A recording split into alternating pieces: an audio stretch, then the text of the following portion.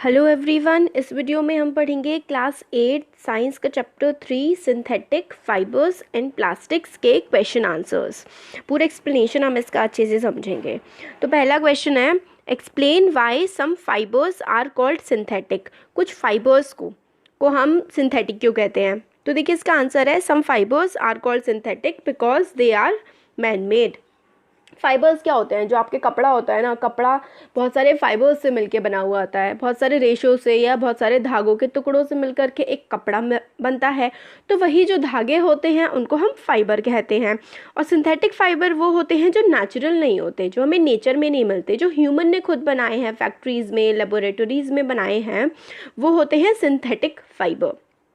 Next question है, give example which indicate that nylon fibres are very strong. हमें example देने हैं ये इंडिकेट करने के लिए, ये बताने के लिए कि जो नाइलॉन का फाइबर है वो बहुत ही ज़्यादा स्ट्रॉन्ग होता है। उसका हमें रीज़न बताना है कि ऐसा कैसे होता है। तो देखिए इसका आंसर है, examples which indicate that nylon fibres are very strong are, मतलब कि उनको मतलब इस्तेमाल किया जाता है बनाने के लिए पैराशूट्स, सीट बेल्ट्स और रॉक क्लाइंबिंग रोप्स। इन सब चीज़ों में बहुत ज़्यादा सिक्योरिटी की ज़रूरत होती है कि ये टूटे ना। तो नाइलॉन फाइबर को इस्तेमाल किया जाता है पैराशूट बनाने के लिए, सीट बेल्ट्स जो होती हैं कार्स में वो बनाने के लिए, और रॉक क्लाइंबिंग रोप्स जो पहाड़ चढ़ने के लिए जो रस्सी बनाई जाती है वो नाइलॉन की रस्सी होती है, नाइलॉन के फाइबर से बनी होती है। तो इन सब चीज़ों को बनाने के लिए इस्तेमाल किया जा रहा है नाइलॉन की फाइबर का। इसका मतलब हमें समझ में आ जाता है कि बहुत ही ज़्यादा स्ट्रॉन्ग मटीरियल है। नेक्स्ट क्वेश्चन है, explain why plastic containers are favoured for storing food. Plastic के कंटेनर को क्यों हम लोग फेवर करते हैं कि इसमें हम लोग खाना रखें, ऐसा हम क्यों करते हैं? देखिए इसका आंसर है, plastics do not react with water and air. Plastic जो है वाटर के साथ और एयर के साथ रिएक्ट नहीं करती है। They are not corroded easily, वो कोरोड भी नहीं होती है, मतलब जल्दी से जो है उस पर एटमॉस्फेयर की चीज़ों का असर नहीं पड़ता है, ख़राब नहीं होती है। That is why they are use to store various kind of material including many chemicals. तो प्लास्टिक के मटीरियल क्योंकि रिएक्ट नहीं करते हैं हवा पानी के साथ, इसलिए काफ़ी सारे केमिकल्स वगैरह को स्टोर करने के लिए इनका इस्तेमाल हम करते हैं। क्वेश्चन नंबर 4 है, explain the difference between thermoplastic and thermosetting plastic. Plastic और थर्मोसेटिंग प्लास्टिक में क्या डिफरेंस है वो हम लोगों को बताना है। तो देखिए अगर हम लोग पहले थर्मोप्लास्टिक्स को देखें तो थर्मोप्लास्टिक्स गेट डिफॉर्म्ड ईजिली। तो थर्मोप्लास्टिक्स खराब बहुत आराम से हो जाती हैं। और थर्मोसेटिंग प्लास्टिक जो है can not be softened by heating. तो अगर हम उनको हीट भी कर ले, थर्मोसेटिंग जो प्लास्टिक वाली होती है उसको चाहे हम हीट भी कर ले, वो डिफॉर्म नहीं होती है, ख़राब नहीं होती है, सॉफ्ट नहीं हो पाती है। नेक्स्ट जो इसका पॉइंट है, they can be moulded again and again. तो थर्मोप्लास्टिक को मोड़ा जा सकता है अगेन एंड अगेन, मतलब बार बार उसकी जो शेप है उसको चेंज किया जा सकता है। थर्मोसेटिंग्स जो प्लास्टिक हैं they can not be moulded again and again.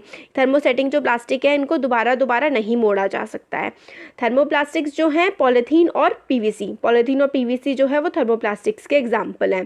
Thermosetting plastic जो है उसके एग्जाम्पल हैं बेकेलाइट और मेलामाइन। बेकेलाइट मेलामाइन ये थर्मोसेटिंग प्लास्टिक के हमारे एग्जाम्पल हो जाते हैं।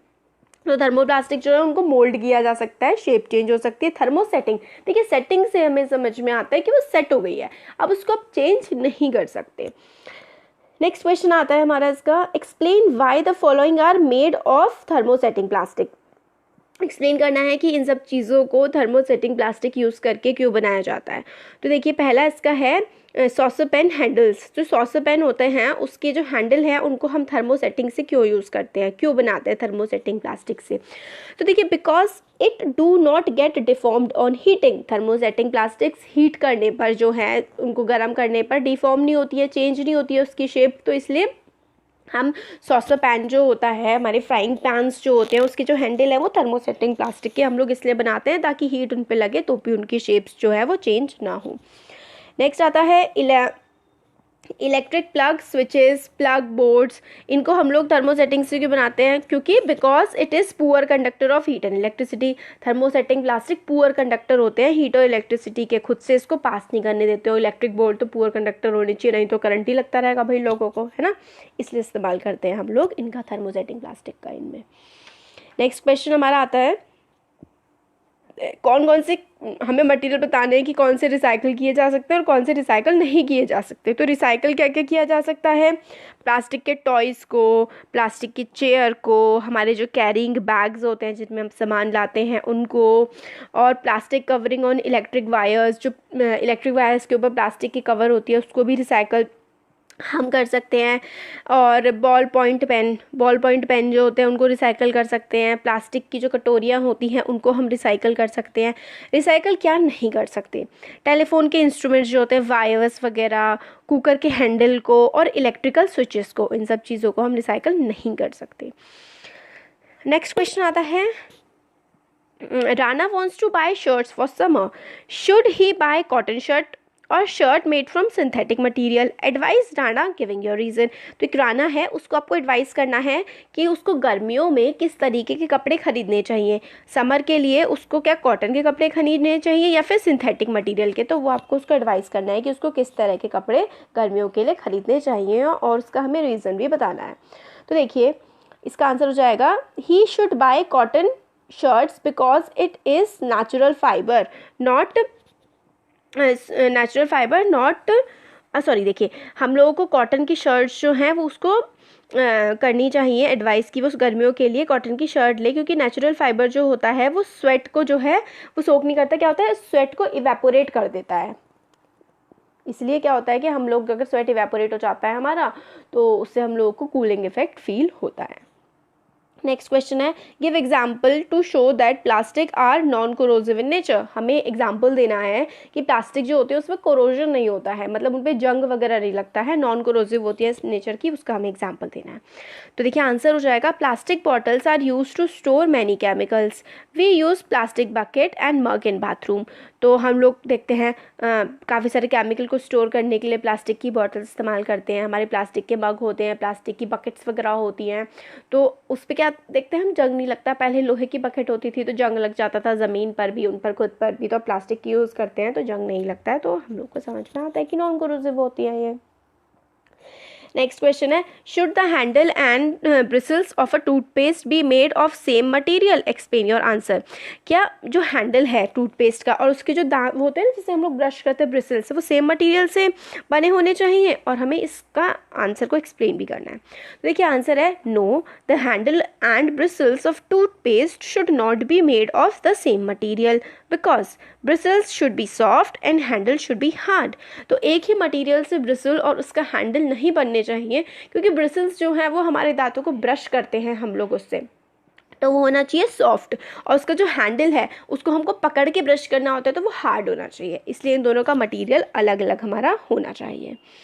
नेक्स्ट क्वेश्चन आता है, avoid plastics as far as possible, comment on this advice. Plastic को जितना हो सके हमको अवॉइड करना चाहिए, उनसे दूर रहना चाहिए।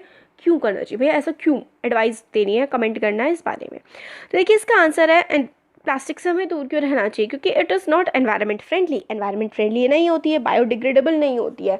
जैसे अगर एक बार प्लास्टिक बन गई तो नेचुरल प्रोसेस से ये बायोडिग्रेड नहीं होगी, इसलिए हमें दूर रहना चाहिए, एनवायरनमेंट फ्रेंडली नहीं है। इट कॉजेज एनवायरमेंटल पोल्यूशन, प्रदूषण फैलाती है, एनवायरमेंटल पोल्यूशन ये फैलाती है। On burning of plastic it releases many harmful gases to the atmosphere causing air pollution. जब हम इसको जलाते हैं तो बहुत ही हार्मफुल, बहुत जहरीली गैसेज ये हमारे एनवायरनमेंट में फैलाती है, और जिसकी वजह से क्या होता है, वायु प्रदूषण, एयर पोल्यूशन होता है। नेक्स्ट आता है, plastic material chokes the respiratory system और forms are living in their stomach and can be cause of their death. तो बहुत सारे जैसे कि प्लास्टिक को समुद्र में, पानी में, नदियों नालों में बस बहा दिया जाता है, तो ये जानवर इसको खाना समझ के खा लेते हैं, तो क्या होता है उनके गले में अटक जाती है, उनके रेस्पिरेटरी सिस्टम को चोक कर सकती है, और जिसकी वजह से जानवरों की जो है डेथ भी हो सकती है। फिर आता है, the polybags carefully thrown here and there are responsible for clogging of the drain. Careful नहीं, केयरलेसली होना चाहिए। इधर उधर जो हम लोग फेंक देते हैं प्लास्टिक के बैग्स को, थैलियाँ वगैरह जो होती हैं उनको हम फेंक देते हैं, तो जो ड्रेन्स होती हैं जिससे हमारा पानी का, जैसे कि हमारे घर का जो वेस्ट वाटर होता है वो नालियों में जाता है, नालियों में से पास होकर ड्रेन्स में जाता है, तो वो क्लॉग हो जाते हैं, मतलब अटक जाती हैं पन्नियाँ उनके मुंह पे जाके, तो क्या होता है नालियाँ वगैरह जो है वो ऊपर की तरफ बहने लगती है जब उनको पानी को निकलने का रास्ता नहीं मिलता, और हर तरफ गंदगी और बीमारियां इसकी वजह से फैलने लगती हैं। नेक्स्ट क्वेश्चन है, manufacturing synthetic fibres is actually helping conservation of forest. Comment, synthetic fibre को बनाने से क्या हो रहा है, फॉरेस्ट बच रहे हैं, किस तरीके से बच रहे हैं हमें वो बताना है। तो देखिए, yes, manufacturing synthetic fibre has actually helping conservation of forest. अब कैसे कंजर्वेशन कर रहे हैं, फॉरेस्ट जो है बच रहे हैं। तो देखिए, as synthetic fibre are obtained from petrochemical, they have very well substituted the natural fiber like cotton, silk, wool, jute which are obtained from plant and animal. As a result, plant need not be cut for production of fibre. तो देखिए, synthetic fibre जो हैं वो petrochemical से बनते हैं। जब हम पेट्रोलियम की प्रोसेसिंग करते हैं उसके बाद जो मटेरियल निकलता है उससे हम लोग सिंथेटिक फाइबर्स जो पहनते हैं वो पेट्रोकेमिकल्स की प्रोसेसिंग से निकलता है। अब क्या है, पेट्रोकेमिकल से हम लोगों ने फाइबर्स बना लिए, तो अब हमें पेड़ों को काटने की ज़रूरत नहीं है। तो ये सब्स्टिट्यूट का काम करते हैं। सब्स्टिट्यूट का मतलब होता है कि आप इसके बजाय कोई और चीज़ इस्तेमाल कर लें। अगर आप पेंसिल की बजाय पेन इस्तेमाल कर लें तो पेंसिल का सब्स्टिट्यूट पेन हो गया। इसी तरीके से आप सिंथेटिक फाइबर इस्तेमाल कर रहे हैं नेचुरल फाइबर की बजाय, तो नेचुरल फाइबर का सब्स्टिट्यूट हो गया सिंथेटिक। अब सिंथेटिक जो है उससे हमारे एनवायरनमेंट को क्या हो रहा है, पेड़ नहीं काटे जा रहे हैं, जानवरों को नुकसान नहीं पहुंचाया जा रहा है, नेचुरल फाइबर पेड़ों से निकलती है। तो इससे क्या हो रहा है, हमारे जंगल जो है वो बच रहे हैं, फॉरेस्ट कंजर्व हो रहे हैं। कॉटन जो है वो भी खेती होती है, सिल्क जो है सिल्क वॉर्म से, वूल भी जो है भेड़ों से निकाली जाती है, जूट भी प्लांट से होता है। तो प्लांट और एनिमल्स बच रहे हैं अगर हम सिंथेटिक फाइबर का इस्तेमाल करते हैं। तो एज अ रिजल्ट प्लांटों को नहीं काटा जा रहा है। तो fibres, synthetic fibres natural fibres की जगह इस्तेमाल करके हम पेड़ों को बचा रहे हैं। ये हो गया। अब describe the activity to show the thermoplastic is a poor conductor of electricity. हमें एक्टिविटी बतानी है कि थर्मोप्लास्टिक जो है वो पुअर कंडक्टर होती है इलेक्ट्रिसिटी की। ये एक्टिविटी के थ्रू बताना है। तो इसका आंसर हो जाएगा, टेक एन इलेक्ट्रिक वायर। आप एक इलेक्ट्रिक वायर लीजिए, connect a bulb to the wire. Wire जो है उससे आप एक बल्ब को कनेक्ट करिए। Now connect the two terminals of the wire to the battery. देखिए, जो बल्ब होता है ना उसमें दो कीले टाइप की, दो बाहर को कुछ नुकीला से निकलता होता है, वो इसके दो टर्मिनल होते हैं। वायर को उसके दो टर्मिनल पे बांध करके बैटरी से कनेक्ट कर दीजिए। तो which is a source of current, battery current का सोर्स हो जाएगी। बल्ब ग्लोज, फिर क्या होता है, बल्ब क्या होता है, बैटरी से कनेक्ट होकर ग्लो करने लगेगा। Now connect the wire through a plastic strip to the bulb. फिर क्या करना है, हमें वायर को कनेक्ट करना है प्लास्टिक के स्ट्रिप से। प्लास्टिक लगानी है, जो बल्ब है उसके टर्मिनल के प्लास्टिक लगानी है और बैटरी में लगा देना है। अब क्या होगा, बल्ब ग्लो नहीं होगा अगर आप प्लास्टिक के स्ट्रिप लगा देंगे तो इस एक्सपेरिमेंट से हमारा प्रूव होता है कि plastics are poor conductor of electricity. तो जो थर्मोसेटिंग प्लास्टिक होते हैं वो पुअर कंडक्टर होते हैं इलेक्ट्रिसिटी के। इससे हम लोग समझ सकते हैं कि पहले हम लोगों ने वायर लिया तो बल्ब जल गया, और अगर हम लोगों ने प्लास्टिक का कोई वो ले लिया स्ट्रिप तो उससे हमारा बल्ब नहीं जला। तो ये हमारा प्रूफ हो गया कि plastics, thermoplastics are poor conductor of electricity. तो ये जो चैप्टर है इसका पूरा एक्सप्लेनेशन, मतलब क्वेश्चन आंसर्स का एक्सप्लेनेशन हमारा हो गया है सिंथेटिक फाइबर एंड प्लास्टिक्स का। Thank you.